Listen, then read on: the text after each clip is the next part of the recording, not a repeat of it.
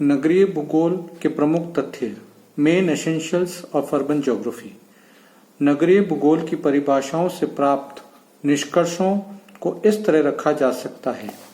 नगरीय भूगोल एक सामाजिक विज्ञान है, चूंकि वह एक मानव निर्मित बस्ती का अध्ययन करता है। विज्ञान होने के कारण इस बस्ती के वर्णन मात्र से ही काम नहीं चलता, बल्कि उसकी व्याख्या भी करनी पड़ती है। दूसरा, वह एक नगर को दूसरे नगर से भिन्नता स्थापित करता है। नगरीय व अनगरीय क्षेत्रों के बीच की विभिन्नताओं को निर्धारित करता है। तीसरा, नगरीय भूगोल के आकार, कार्य, स्थानिक दूरी, विन्यास तथा इमारत का भी अध्ययन करता है। वह नगर के बसाव स्थान और बसाव स्थिति का भी अध्ययन करता है। वह नगर के ऐतिहासिक, सामाजिक तथा राजनीतिक पहलुओं का भी अध्ययन करता है, जिन्होंने नगर को बसाने में महत्वपूर्ण योग दिया है। चौथा, नगरीय भूगोलवेत्ता नगर के कार्यों के साथ साथ उसकी भौतिक विद्यमानता का भी अध्ययन करते हैं। भौतिक बनावट के रूप में यहाँ इमारतें, दुकानें, गलियां, सड़कें, पार्क, वर्कशॉप, दफ्तर, सार्वजनिक इमारतें मिलती है। ये सभी कार्य यातायात साधनों द्वारा न केवल नगर के विभिन्न हिस्सों से जुड़े रहते हैं, बल्कि बाहरी क्षेत्रों से भी। अंततः यातायात का काफी महत्व है। कोई भी नगर एक एकाकी सामाजिक या भौतिक इकाई नहीं है, बल्कि वह कार्यों का केंद्र व संग्रह है। इमारतें, सड़कें, खेल का मैदान आदि नगरों के भौतिक रूप हैं, जबकि नगर के विभिन्न संस्थान उसके सामाजिक रूप को बताते हैं। अंततः भूगोलवेत्ता नगर के भौतिक व सामाजिक पक्षों का भी अध्ययन करता है। वह नगर के भीतर विभिन्न कार्यों की स्थिति, नगर की भूमि का उपयोग, नगर में उद्योगों की बसाव स्थिति, उद्योगों द्वारा काम में लाई जाने वाली भूमि, औद्योगिक व रिहायशी क्षेत्रों के बीच में संबंध आदि बातों का अध्ययन करता है। वह नगर की भूमि के सभी प्रकार के उपयोग में अपना संबंध जोड़ता है। पांचवा, नगरीय भूगोलवेत्ता नगर को एकाकी रूप में नहीं देखता है। वह उसके बसाव स्थान के विकास पर ही ध्यान नहीं देता, बल्कि नगर को प्रादेशिक केंद्र, रीजनल सेंटर के रूप में देखता है। नगरीय बस्ती को जीवन दान करने वाली ग्रामीण बस्ती होती है।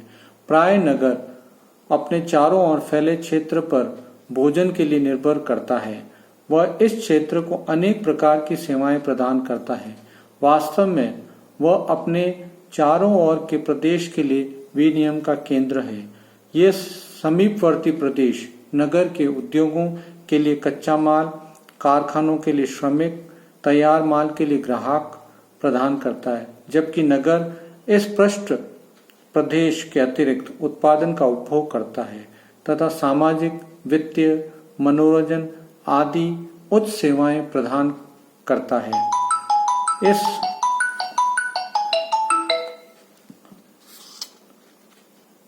इन उच्च सेवाओं द्वारा वह बहुत बड़े क्षेत्र की सेवा करता है। नगर इसलिए जीते हैं क्योंकि वह नगर की सीमा से बाहर रहने वाले लोगों को माल व अपनी सेवाएं प्रदान करते हैं। कोई भी नगर आत्मनिर्भर इकाई नहीं है, बल्कि यह वह फोकस है जहां पर बाहर या पृष्ठ प्रदेश के निवासियों के लिए सेवाओं और कार्यों का संग्रह होता है।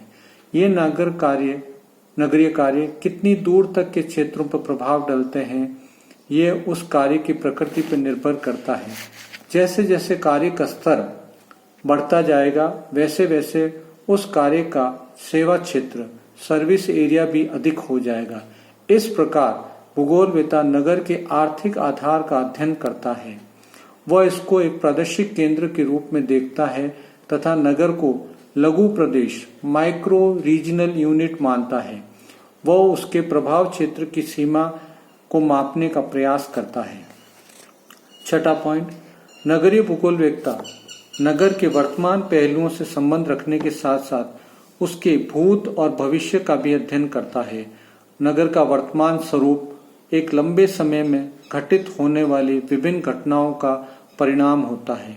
नगर एक परिवर्तनशील तत्व है और उसके स्वरूप व संबंधों में परिवर्तन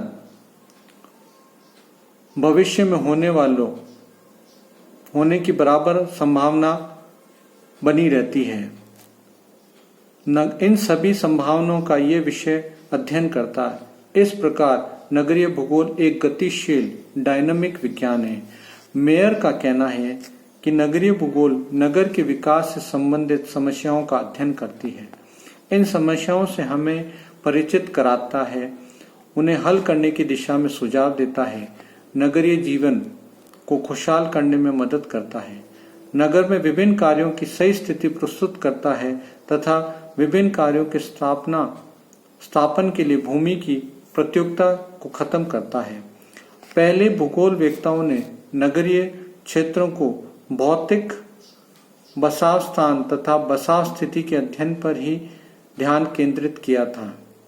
वर्तमान नगर की स्थिति व उसकी बनावट के बीच संबंध स्थापित करना उनका प्रमुख उद्देश्य था। वर्तमान समय में नगरीय भूगोलवेत्ता इस भूगोल का अध्ययन दो दृष्टिकोण से करते हैं। प्रथम, वह पृथ्वी की बस्तियों में नगर को एक अलग ही तत्व मानते हैं। वह इसका भौगोलिक विश्लेषण उसी तरह करता है जैसा किसी तत्व के वितरण का अध्ययन किया जाए। यह नगर के आकार, कार्यों, विकास की दर, सेवा किए गए क्षेत्र की सीमांकन, नगरीय क्षेत्रों के बीच क्षेत्रीय संबंध स्थापित करना आदि का अध्ययन करता है। दूसरे, वह नगर की एकाकी मॉर्फोलॉजी का भी अध्ययन करते हैं। वह नगरीय भूमि उपयोग, मकानों की बनावट, कार्यों तथा उनका विकास, नगर के विभिन्न कार्य क्षेत्र के बीच लोगों व माल के आने जाने से संबंधित समस्याओं का भी अध्ययन करता है। उपरोक्त परिभाषाओं के विश्लेषण और व्याख्या से विदित होता है कि नगरीय भूगोल को नगरीय बस्ती का भूगोल भी कहते हैं। ये नाम नगरीय भूगोल की विषय वस्तु की ओर संकेत करता है। यहाँ पर नगरीय भूगोल के विषय क्षेत्र को समझाने के लिए नगर की प्रमुख बातों का विस्तृत रूप में दिया जा रहा है। भूगोलवेत्ता का नगर के प्रति कैसा दृष्टिकोण है, यह भी यहाँ पर इस अध्ययन से स्पष्ट हो जाता है। अनेक भूगोलवेत्ताओं ने नगरीय भूगोल के विषय क्षेत्र को बताने का प्रयास किया। उनमें से कुछ के विचार इस प्रकार हैं। D.L. फोले के अनुसार नगरीय भूगोल के अध्ययन के 3 स्वरूप हैं। पहला, यहाँ सामाजिक समूह का मूल्यांकन करता है जिससे नगर की सांस्कृतिक रूपरेखा का आभास होता है। दूसरा, यह नगर में विभिन्न सामाजिक समूह के बीच लोगों के क्रियाकलाप एवं कार्यों के महत्व का अध्ययन करता है। इसे नगर का कार्यात्मक पक्ष कहा जाता है। तीसरा, नगर के वातावरण से संबंधों का अध्ययन करता है। इसके अंतर्गत मानव व उसके मकानों, सड़कों आदि का विशेष स्थान है। W.K.D. डेविस ने भी फोले की भांति नगरीय भूगोल के विषय पर प्रकाश डाला है। उसने 1970 में approaches to urban geography and overview नामक लेख में नगरीय भूगोल के अंतर्गत कई तत्वों को शामिल किया है।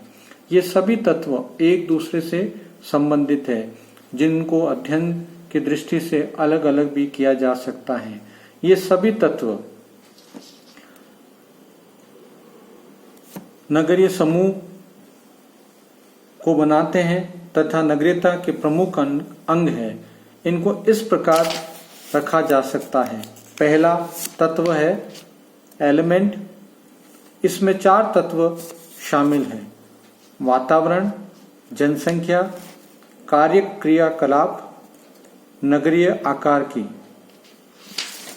दूसरा है परिदृश्य, पर्सपेक्टिव्स। इसमें स्थायी संरचना और गैत्मक प्रक्रिया। तीसरा है नगरीयता की व्यवस्था, सेटिंग ऑफ अर्बनाइजेशन। इसके अंतर्गत नगरीकरण की प्रक्रिया, विभिन्न नगरों के संदर्भ में नगर का क्षेत्रीय प्रभाव, नगर एक क्षेत्र के रूप में आंतरिक संरचना।